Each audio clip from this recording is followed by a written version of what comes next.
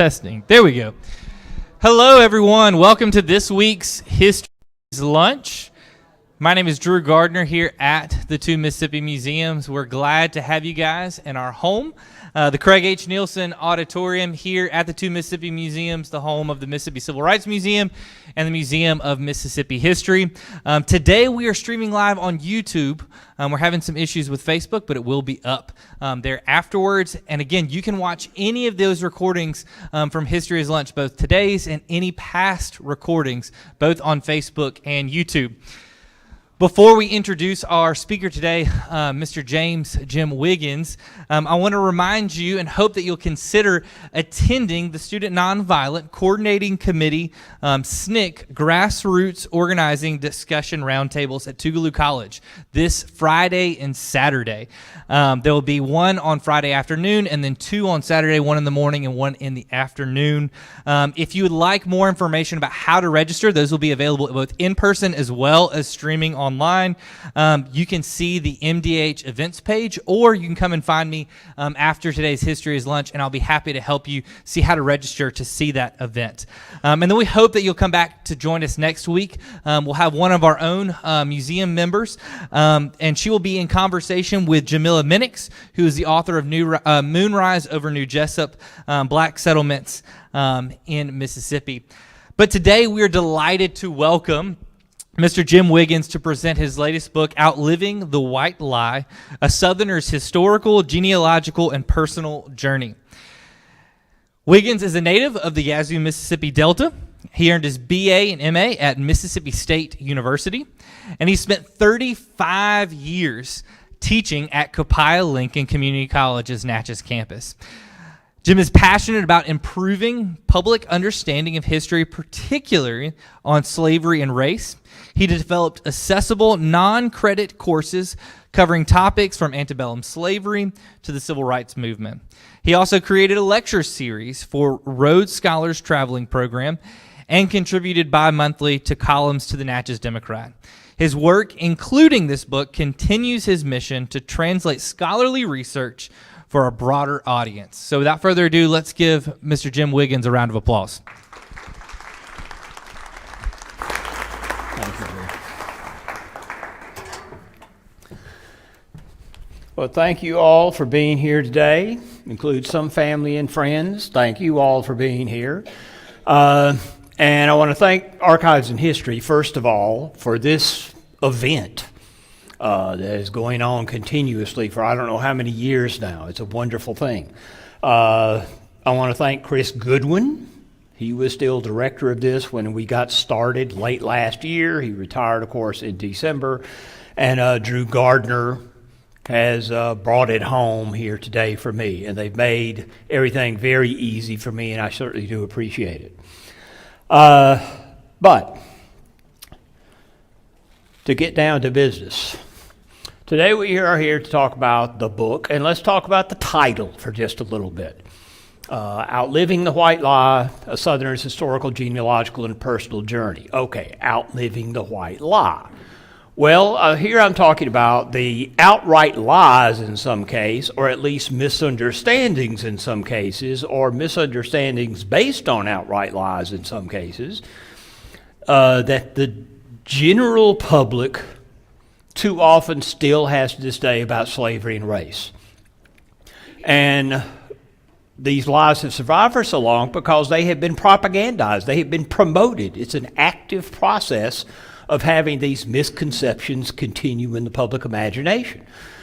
And so my goal here, first and foremost, what I started with was an effort to translate what scholarly insights, not only for the last, say, 20 years, but 30 years, 50 years, in some cases 90 years, but scholarly insights on these topics, and make them accessible for the general reading public, people who are not academics, and particularly not academics on the subjects of slavery and race.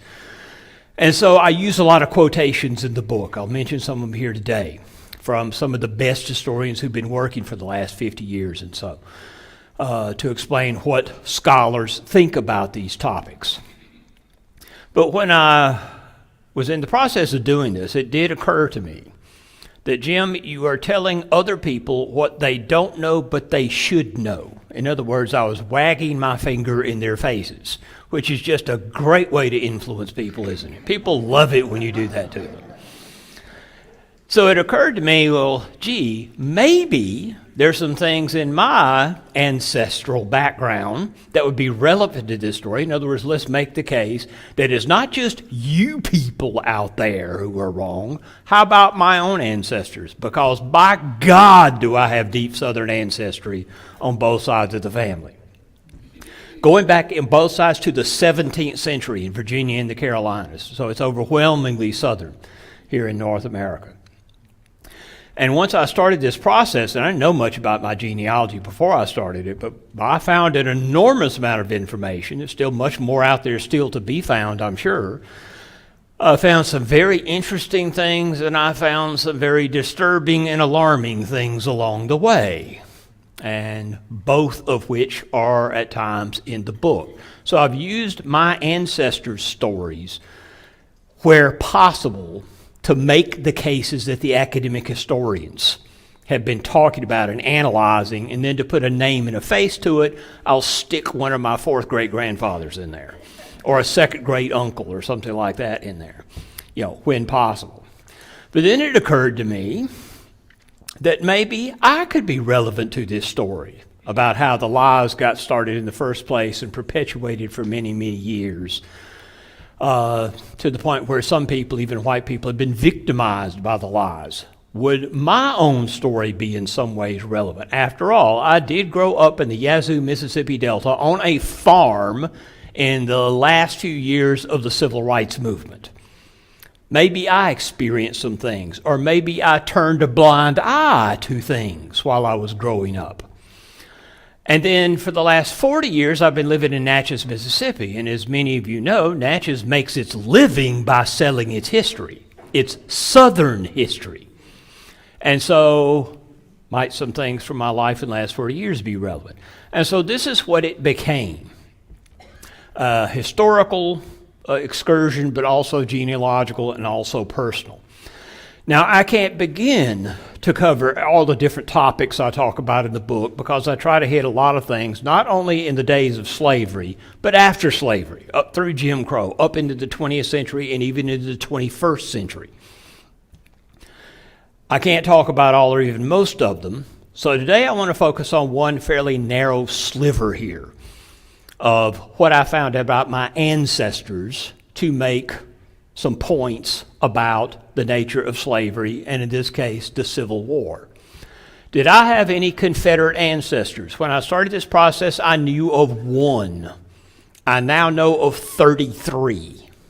Actually, 33 served the Confederacy, 2 as civilians, 31 as soldiers. And by the way, that's a larger number than you see quoted in the book because I have found a lot more since the book went to press. And I'm still finding them. So I had 31 ancestors who served as the Confederacy as soldiers, and 11 of them died in the process, either on the battlefield from wounds or in Union prisons. One of them, I'm not mentioning them, very many of them, but one of them, in 1862, Private Bennett Lawrence, who was my great-grand-uncle, he was mortally wounded at the Bloody Lane and Antietam, some of the bloodiest fighting on the bloodiest single day in all of American history. And I had an ancestor there.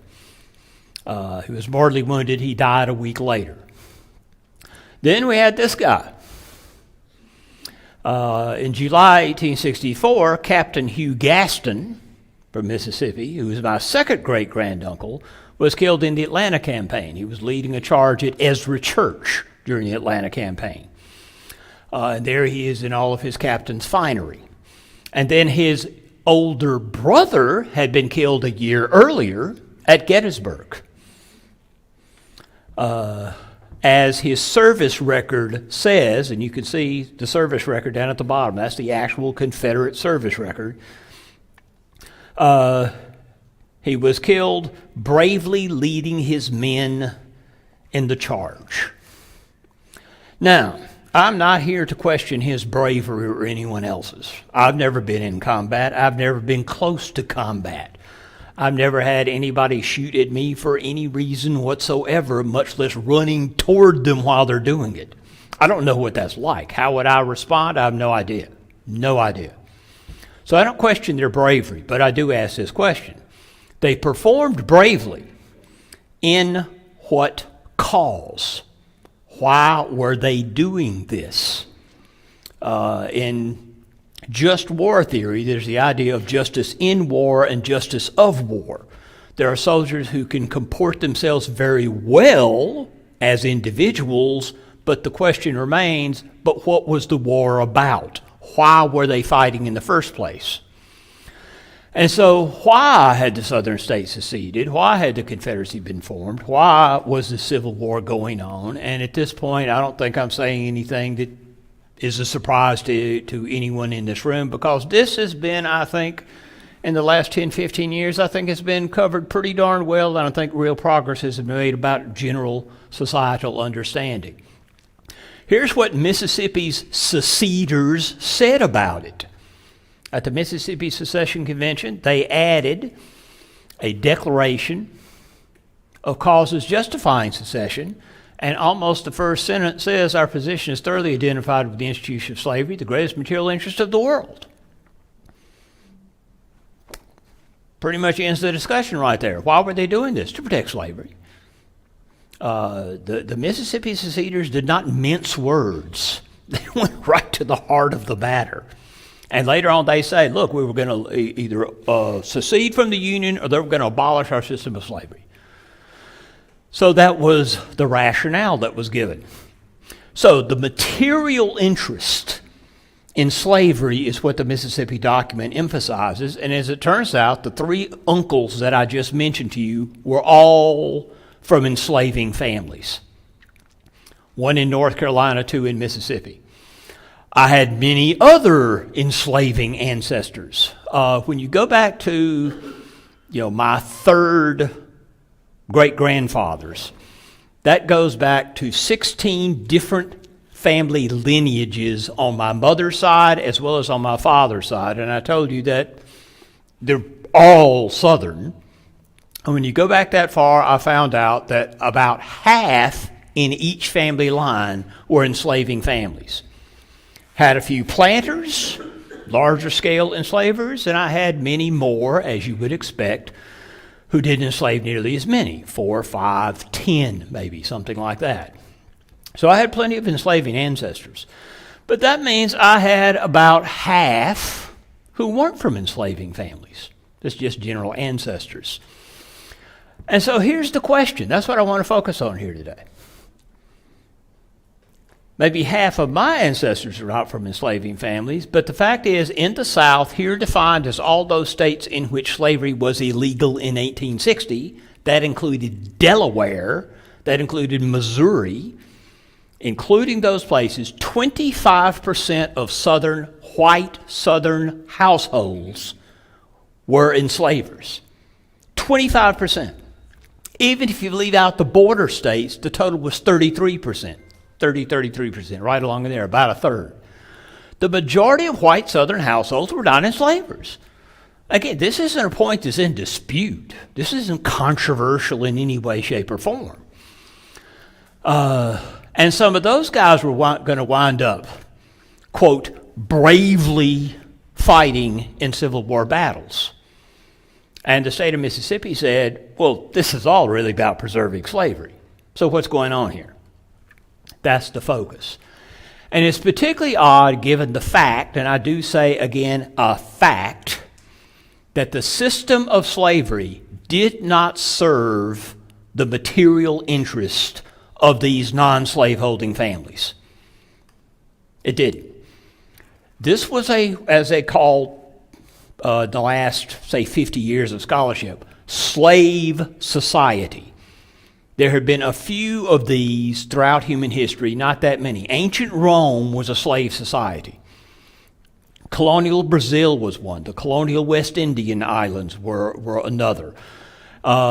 Ancient Greece was one, and the American South in the antebellum decades was another one. These are places where slavery existed on a much larger scale, where the percentage of people who were enslaved are 1/3, 1/2, more than 1/2 of the total population. So, for example, in the state of Mississippi in 1860, 55% of the people in this state were enslaved. That was the majority of the population in Mississippi. South Carolina also had a majority who were enslaved. So this is a large-scale system. In large-scale systems of enslavement, the people who are not enslavers are at a gigantic disadvantage. It was true in ancient Rome. The yeoman farmers, the farm families where they owned their own land and they worked their own land, those people tended to lose their land over time to the larger plantation owners or latifundia owners in ancient Rome. It happened 2,000 years ago in Rome. It happened in the 17th century in Barbados.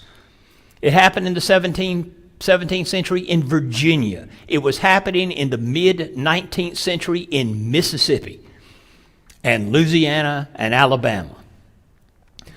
Over time, the percentage of white households who owned land was declining. The wealth gap in the American South was widening by the minute. The rich were getting richer, and everybody else was either treading water or in decline.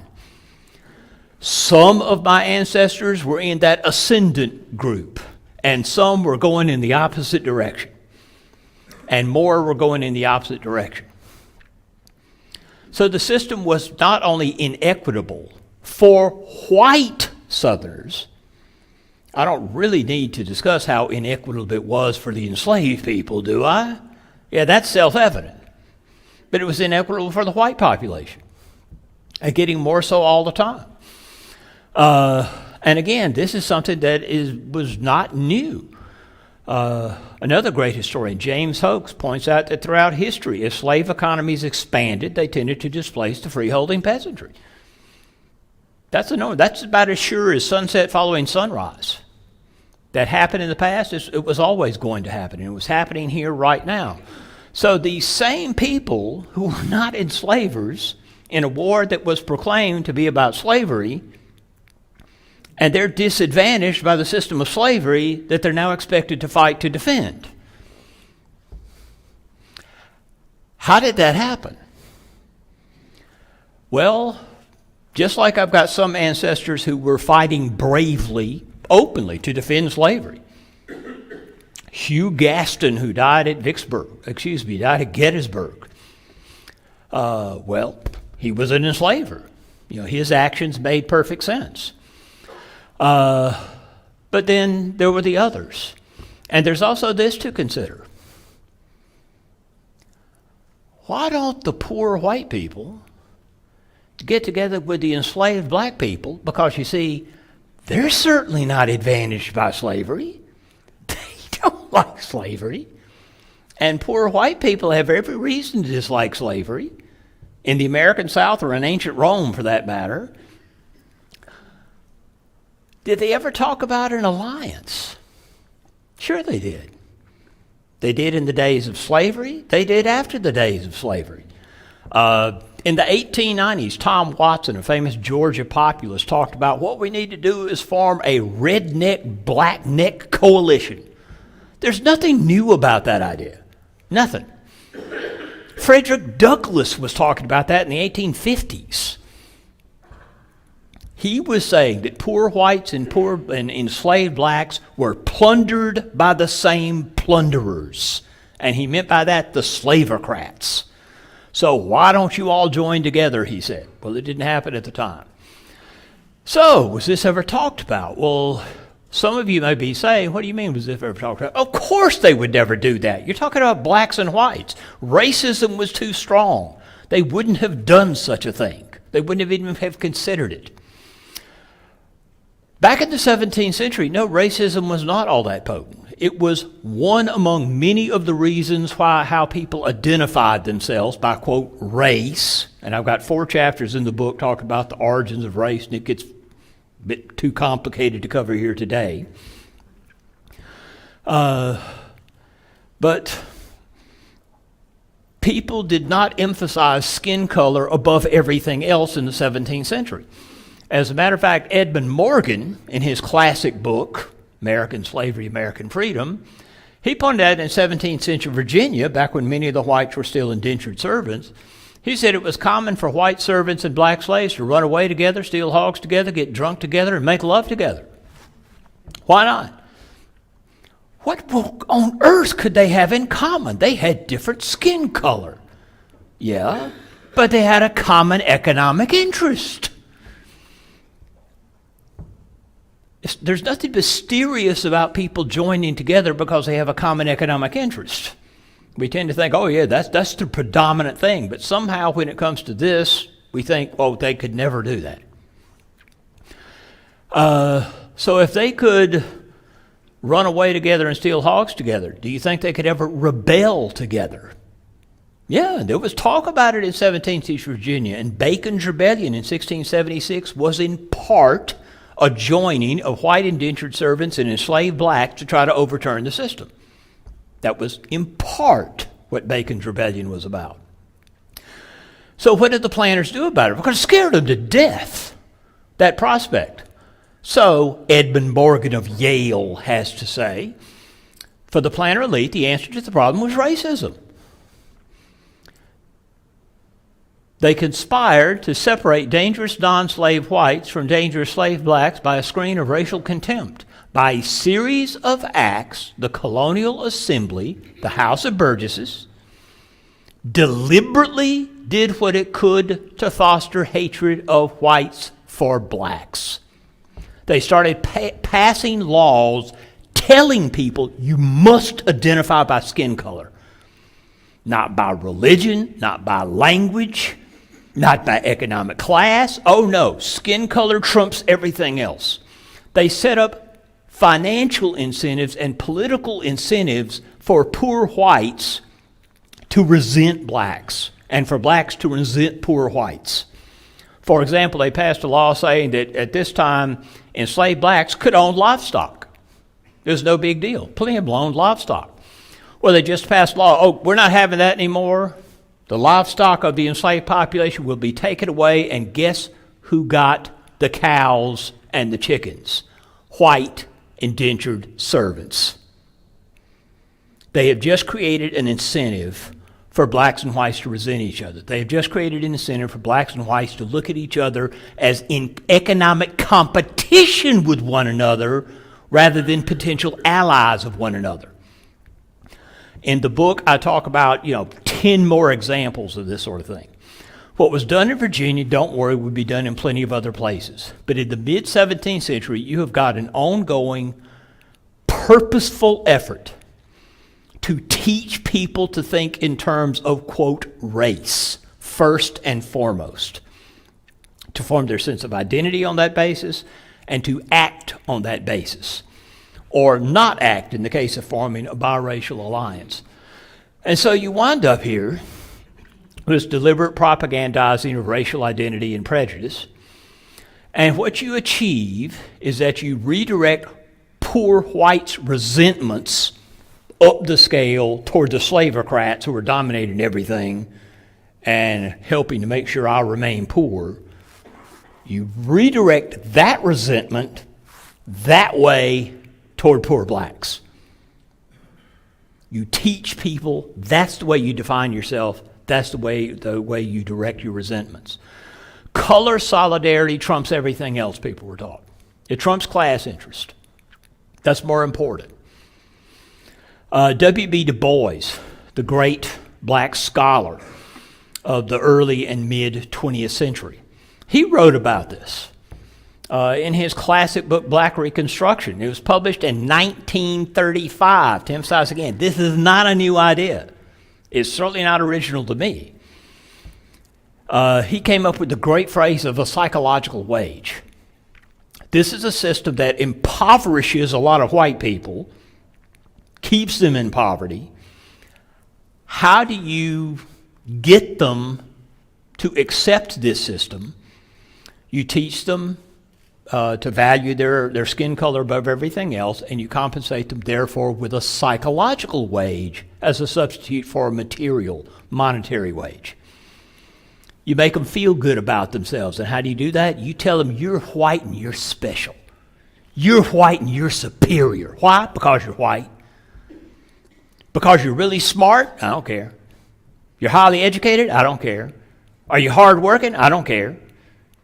Are you pious? I don't care. Are you good to your dog? I don't care. Then why are you superior? Right there. You wake up with it every morning. No effort. It's America's first entitlement program. You were entitled to privilege. You were entitled to these rewards because of your skin color. And what do you have to do to accomplish that? Get out of the womb. That's it. If you achieve that goal, and that could be hard sometimes, you achieve that goal, you've made it for life. It is a cradle to grave privilege. White supremacy. America's first entitlement program. And so that's what Du Bois was talking about here. And it applied to the 17th century, has applied ever since. Because the fact is, after slavery was abolished, this didn't go away. As a matter of fact, the propagandizing intensified after emancipation. Because after all, you no longer have a system of white supremacist slavery to enforce this. Now you have to enforce it by other means. And so the propagandizing of race not only continued, but intensified afterwards. So with all this in mind, why on earth would a non-enslaver, a young man from a non-enslaving family in 1860-61, why would they support secession and a war to defend slavery? There's not a simple answer to something like this. Understand, you've got what the war was about, as defined by the people who started the war, the big wigs. But then you've got the motivation of any individual soldier in all wars.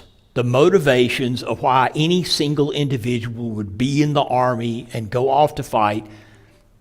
How many different possibilities are there? Many, many, many. First of all, let's remember that quite a few in the Confederate Army were conscripts. They didn't ask for this, in other words. Conscription in the Confederacy started in April 1862. The people who were in the Army in 1861, those were volunteers. The ones that came into the military spring 62 and later, even the ones who joined, strictly speaking, voluntarily, were they really joining of their own free will, or were they just joining in order to avoid conscription? You see, there was a stigma attached to conscription. And these men with their manly honor didn't think they could bear that. Also, they gave you a bounty if you joined without being conscripted. They gave you money. Also, if you joined, you get to have a voice in the company and the regiment in which you will serve. So there's that advantage. And so many went ahead and, quote, joined after 1862, but there was always conscription hanging over their head. Look, we're going to grab you and put you in the army no matter what you do. So you might as well go ahead and join. So many of them wound up in the army for that reason. Then there are the ones who enlisted, let's face it, just for adventure. Did people really do that? Of course they did. As a matter of fact, I've got two ancestors who joined in 1861, and they were teenagers, from non-enslaving families, I mean. That's who I'm talking about now, non-enslaving families. And they joined the Confederate Army in 1861 before conscription. They were teenagers. They were still living at home. They weren't married. They had no children. They were unattached. They see the war as a grand adventure. Well, one of those, Jasper Wiggins of Georgia, wound up getting killed at Vicksburg. The other, who I'm going to talk about again in just a second, another cousin of mine named Frank Wiggins from North Carolina, he wound up in a federal prison camp. The adventure didn't turn out to be all that adventurous, as it turned out. But were there other examples? Of course there were. And then once you're in the Army, if you don't want to be there, why don't you just desert? And by the way, most of the people that deserted got away with it. There are some exceptions. I'm going to give you one in just a second. But why would they stay in? This has been commented on countless times. You know, soldiers at the front in combat develop bonds of brotherhood and or sisterhood, whatever, that are almost beyond comparison in any other human relationship. After all, every second of every day, these people are helping each other stay alive. The guy in the trench right here next to you understands what you're going through better than your mama does, better than your wife does, better than your father does. And so they develop these bonds, and they're afraid, if I desert, I'm abandoning my friends. And so they would stay involved. And so all of these things get mixed in with the different motivations over time. But then how about this? Defense of home and hearth. Did some of them join to defend home and hearth? Because after all, northern armies really did invade the South and overrun certain areas. And there were all kinds of problems that created. Yes, that's absolutely true. But I'll also give you this. A quote from Mississippi Senator Albert Gallatin Brown in 1860. This is when Mississippi was debating secession. They hadn't seceded yet. They were debating it. And Albert Gallatin Brown said, if slavery is abolished, millions of Negroes will be set at liberty to maraud and plunder and steal, ending the war of the races. That's what's going to happen if we have abolition. And then he went on to say, let's understand something, folks. All those people who enslave others, who are rich, if that happens, we're out of here. We're leaving. We got the money to leave, and we'll leave. You, the non-enslaving population, the po folks, you can't go anywhere, can you? You're going to be left to deal with this. He went on to say quite literally, you who don't enslave anyone have a greater stake in preserving slavery than the people who do enslave others have. You better get off your duff and support secession to save slavery. You better join the Confederate Army. You better serve loyally in the Confederate Army. That was a very potent argument. Not to everybody, but it was part of the mix. And so let's understand that when people talked about, I have to defend my home and hearth, sometimes they were talking about defending white supremacist slavery. Because the enemy is not just Yankee armies coming for us. What's going to happen if the enslaved population, 4 million people were enslaved in the American South in 1860? 4 million. 1/3 of the total southern population, once again, they were the majority of the population in Mississippi, the majority in South Carolina, close to the majority in Georgia, Florida, Alabama, and Louisiana, the majority in parts of Virginia. If abolition comes, will your family be safe back home long before the Yankees come? Possibly not. I have to go defend slavery, some poor Southerners said. And so, with all that in mind, when Southerners went off to fight, Southerners who were not from enslaving families, when they went off to fight, whether conscripted or joined or whatever, were they fighting for the lie of race as perpetuated ever since the 17th century? Or were they victimized by it, or is it a combination of the two?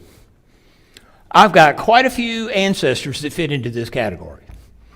You know, the poorer ancestors, and by the way, quite a few of them, by coincidence, just happens to be from my Wiggins ancestry. The Wiggins family were not the more prosperous branch, the planters or anything. No, they came from the other branch of the family. But this guy, a cousin, Lewis H. Wiggins of North Carolina, he was, and this is according to the 1860 census, he was a turpentine laborer. I bet he was poor, about as poor as you can get. He could read, the census included that information, he could read. What that means exactly, I don't know. But he was drafted. He went into the Confederate Army. His army wound up fighting the Army of Northern Virginia.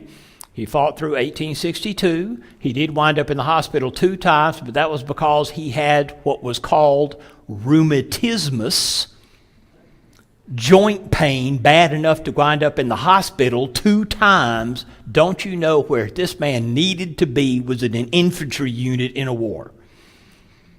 But then he wound up at Gettysburg, where he was killed on Culp's Hill on day 2. What the hell was he doing there? Now, I say that. He may have thought he was doing his business there. Was he an enslaver? Of course not. A turpentine laborer? No, not even close. Was he fighting, though, to defend white supremacy? Maybe he was. I don't have any letters from him. I don't have any diary. I don't know what his motivation was. Again, he was conscripted, but he stayed in the army. So what's going on in his head, I have no idea. But I think that's definitely a man victimized by the lie of race. But then there's this guy, another Lewis Wiggins, but this guy I'm Lewis L. Wiggins from Georgia. He's my 3rd great-grandfather, and he was a Unionist. He was not an enslaver. He was a Unionist. Now, don't think for one second being a Unionist means you're an abolitionist. The 2 things are not the same thing. I don't know. He was not an enslaver. I don't know if he was anti-slavery. I don't know that he was advocating racial equality, which is still another thing. Maybe not. Probably not. And by the way, he was in his 60s, so the Confederate authorities apparently didn't care. You just go right ahead being a Unionist all you want, you poor white man who's 60 years old. We don't care. On the other hand, he had 4 sons who served in Confederate armies. A Unionist father and 4 sons who served in Confederate armies. The youngest was the aforementioned Jasper Wiggins, who joined in 1861 as a teenager and went off and got killed at Vicksburg. The older 3 brothers, none of them volunteered. They were all conscripted. The oldest, Hezekiah, was conscripted in 1863, deserted 3 months later. The second, Abner, he was conscripted and served out the duration of the war. Lost an eye at Chickamauga, but he served out the duration of the war. And then the third of the 4 brothers, that's my 2nd great-grandfather, Edley Wiggins. As to what he did in the war, that's all I know. He surrendered. I do know that. And literally, I can't find the service records on anything else. He was listed as being a member of a unit. He surrendered at Citronelle, Alabama. He was sent to Meridian, Mississippi to be paroled, and that's it. That's the sum total of what I know. So I don't know what he was up to in the meantime. But what you have here are people of many different motivations, different reactions to their situation. And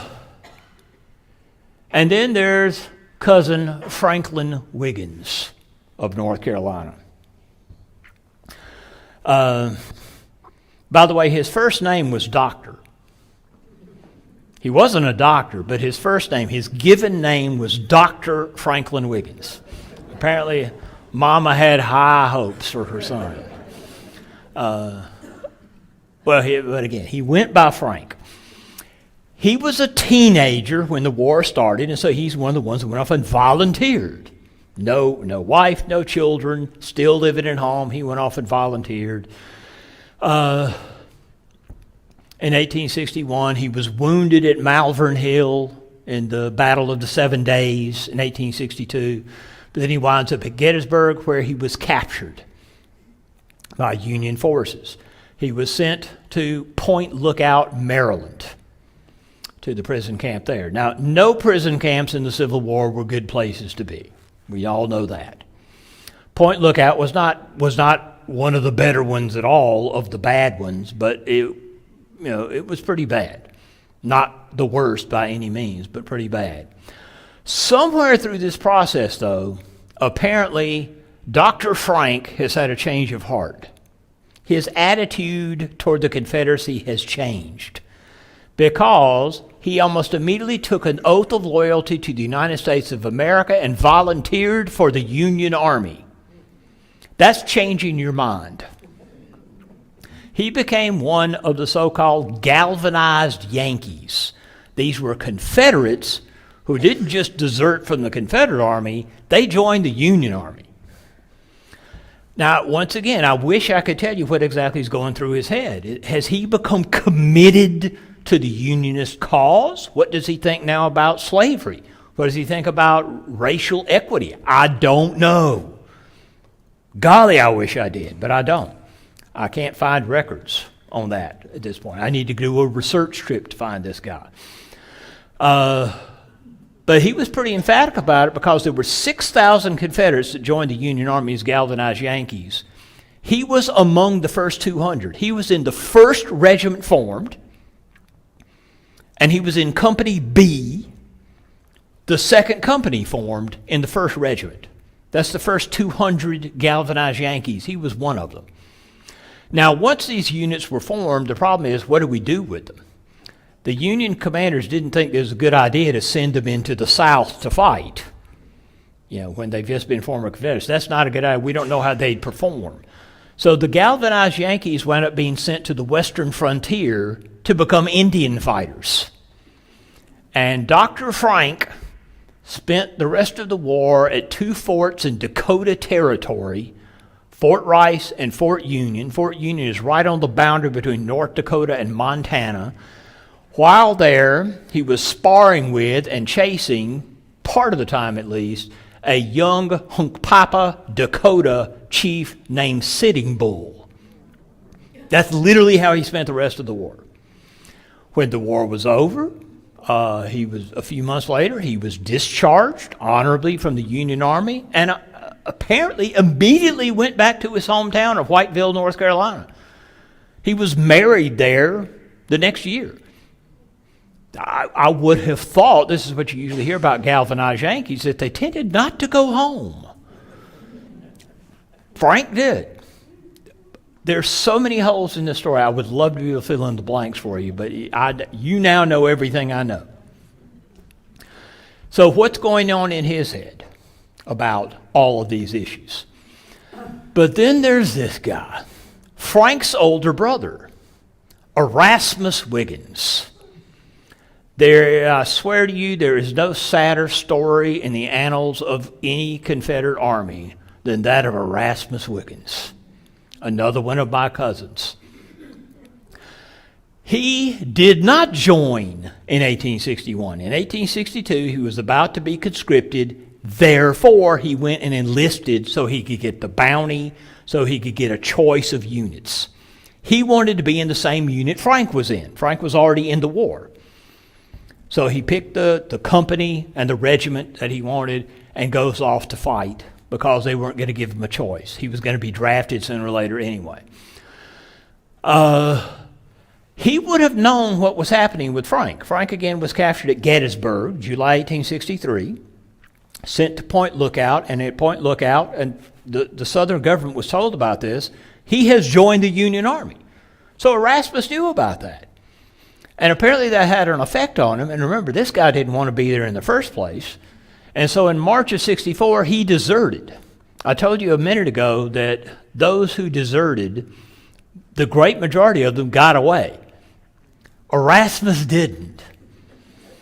I forget the name of it in the Charlie Brown cartoon, the guy that walks around with a rain cloud over his head everywhere he goes. Who was that? Is it Pigpen? That's Erasmus Wiggins. That's where he got the idea, I promise you. He's with the deserter that was captured like a couple weeks later. Never got out of Virginia. And what did he want to do? He wanted to go home. He was married. He was out of the house, out of his parents' house when the war had started. He was married. He had 3 children, and his wife was pregnant with number 4. He didn't want to go off to fight anybody. Now, does that mean he opposed the Confederacy? I don't know that. Maybe he just didn't want to go fight for the Confederacy. I want to stay home with my family. Well, he didn't get there. After deserting, he was captured about 2 weeks later, like I said, and he was therefore sent by the Confederate government to Castle Thunder in Richmond. If you're thinking to yourself, gee, I would rather not be sent to a place named Castle Thunder, you're right. There's Castle Thunder. The building does not stand anymore, but there it was at the time. This was a Confederate prison reserved for Confederate deserters and, quote, traitors. And that's where Erasmus was sent. When you walk through the front door, you are met by someone who immediately gives you 50 lashes. That's the first hour of the first day at Castle Thunder. It's not just a prison, it's a site of torture. But after a couple of months, they decide they're going to send him back to his units. He's learned his lesson. So he goes back to his unit, and he is part of the Union Army that invaded Maryland again in the summer of 1864. Jubal Early's small army that actually got into Washington, D.C., where they were immediately defeated and had to run away. Well, Erasmus got into Washington, D.C. with this unit. But he was captured by the Union there.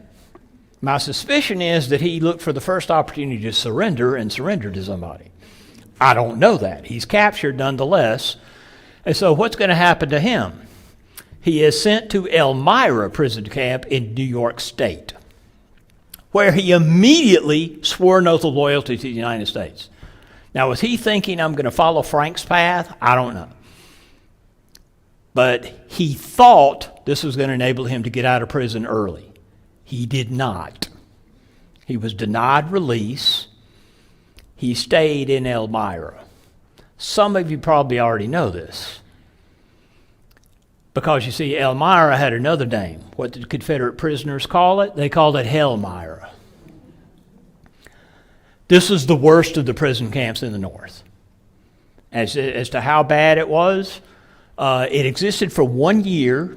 25% of the inmates died. 1/4 died.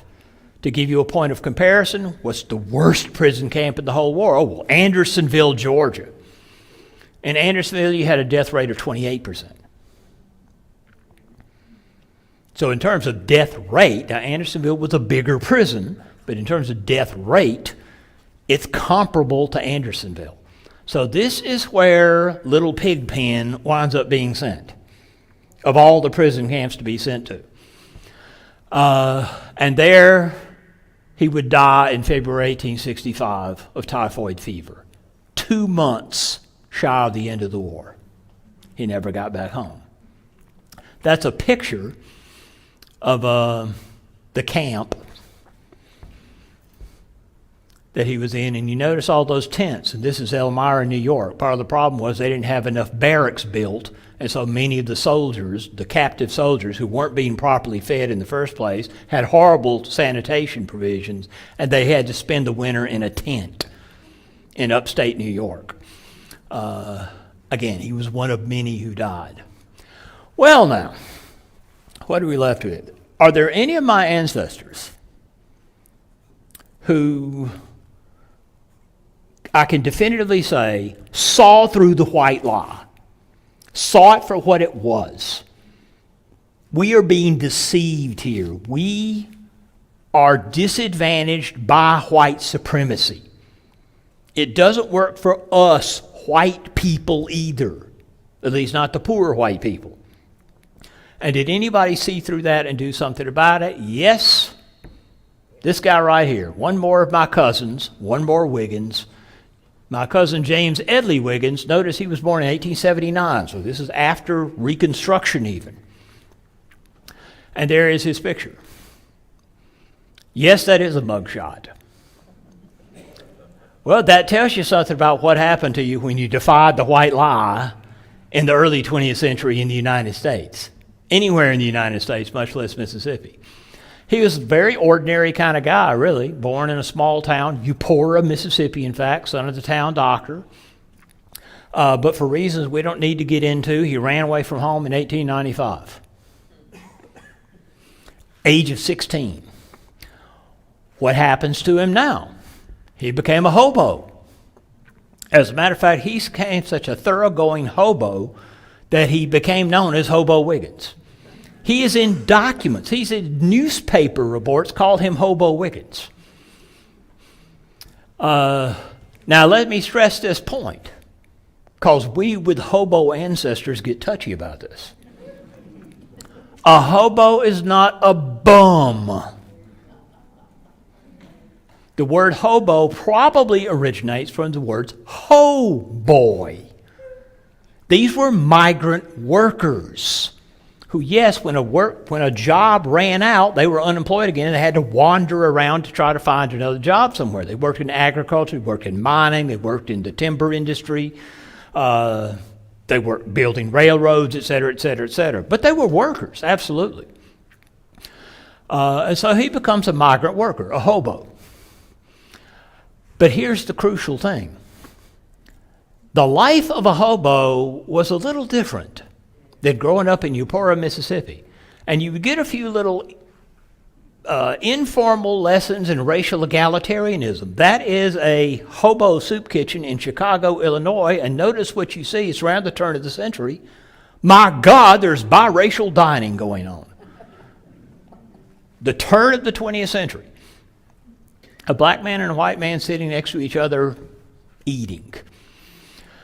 I don't want to exaggerate, what hobo culture amounted to. No, they didn't overcome all of the racial stereotypes of the age. But it was much different than what you had found elsewhere. There's no doubt about that.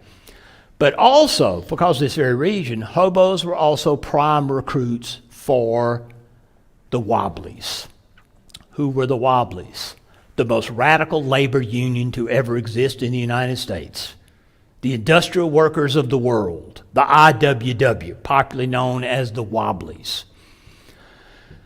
Now, they were radical anarcho-syndicalists, but that wasn't really what got the authorities' attention and led to their demise. They advocated one big union. Here's what we need to do, they said. We need to get one big union, all work categories, all wage workers together, all races, all ethnicities, both genders, one big union, all treated as equals. They were advocates of racial egalitarianism around the turn of the 20th century, in the midst of the Jim Crow decades. When you hear the word anarchist, you think, oh my God, they're a bunch of bomb throwers. Not these anarchists. I realize they were anarchist bomb throwers. They said, yes, we believe in sabotage, the sabotage of folded arms. We're going to form one big union, and we're going to come to you and say, we're not working. We're not working in this factory. They're not working in that factory. They're not working in that state. They're not working anywhere. We're all on strike. And, of course, the wobbly position was we could bring down the entire economic system in 10 minutes if we would ever get to that point. So that's the sabotage they said they were going to promote. Philip Foner, the great labor historian, said that that was their real crime. As radical as they were, their real crime was that they actively engaged and organized the most exploited sections of the working class. They're biracial, triracial, multi-ethnic, both genders. That approach to labor organization, and notice what they're doing. They are turning upside down what started in 17th century Virginia. The answer to the planters' problem had been racism. They say, no, we have to counter racism. Actively counter it. And so during World War I, they were targeted for destruction. Now I need to wrap all this up, so I'll tell you what happens to Hobo here pretty quickly. Since they were targeted for destruction, he was an organizer. He wasn't just a member. He was an organizer, and he was arrested in Seattle in 1917, sent to Muskogee, Oklahoma for prison, tried in Tulsa, Oklahoma, and convicted of seditious conspiracy during World War I, obstructing the war effort, they said. It was a kangaroo court. He hadn't done the things that they said he had done. And so he was sentenced to prison at Leavenworth. federal penitentiary in Kansas. He was given a 4-year term at labor. He was told, though, we will reduce your sentence if you'll confess your crime, number 1, and name names, number 2. Give up some of your colleagues. He said, I cannot commit a crime against myself by lying. He refused. So he served 4 years in Leavenworth. He got out in the early 1920s, wrote a book, by the way, that you probably really don't care to read. But he did write a book. But by this time, his health was failing, maybe due to prison. He was blacklisted. He couldn't find work. So what does he do? He came back to Mississippi. Came back to his family that he had left in 1895. By this time, the family, though, has moved to the Delta. They moved to Bolivar County, where I grew up. His older brother lived in Marigold. His first cousin, my grandfather, lived in Marigold. That's where Hobo goes, and that's where he died in 1929. You can probably guess from this that if there's any hero in this entire process, that's the guy for me. As radical as he was, did he change the world? Not even close. But he was a great man in my book. We all need a Hobo Wiggins, folks. I appreciate it. Thank you.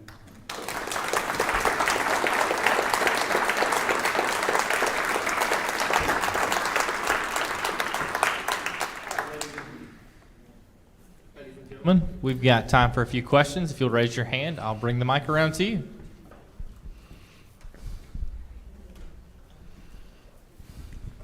This isn't a question, but I have a friend passed away a few years ago who was from the Utica area south of here. And she had a great-great-grandfather or great-great-great-grandfather buried in the Bear Creek Cemetery with a Union headstone. And the story and their family was, at the end of the war, he joined the Union Army, declared allegiance to the United States to get the pension that would come its way, and then very generously shared it with the other people living in the Bear Creek community. Mm-hmm. Now that's her story, and she was sticking to it. So I don't know if that really happened or not, but it's a good reason to have a Union headstone in Southern Mississippi Cemetery. You're absolutely right. And of course, like I've been emphasizing, every individual has a different story, so I wouldn't doubt it for 1 second. As a matter of fact, when I found out that my third great-grandfather was a Georgia Unionist, I was suspicious right away and said, no, after the war, he just declared himself, I was a Unionist. That was documented. They gave him compensation for lost property during the war, and to do that, he had to document that he had been pro-Union during the war. So I was suspicious of it to start with, and luckily I found information to confirm it. So. Thank you for that presentation. You gave us labels I never heard of before. But can you relate some of what you talked about in victimization to what's going on today, especially after our last election? Why did I suspect that question might come up? Let's put the guy on the spot. Look, I talk about it in the book. There's one full chapter later in the book. Like I said, I try to bring this up to the present day, so there's no reason for me to be coy about it. The answer is yes. But I try to put it into context. I say, this is nothing new. This is a 400-year heritage of this, of promoting racial, ethnic resentments, hatreds, conflicts, in order to keep the people at the bottom roiling mad at each other so that the people at the top, whatever they want to do. Again, it's a fine old American tradition, right up there with apple pie. And people keep doing it because it works. But I think the distinction today is the internet. We didn't have the internet 400 years ago. That's and true. So the impact of the age-old tradition is exponential. Mm-hmm. Oh, well, back in the 17th century, you might wonder how on earth did the Virginia House of Burgesses disseminate this information?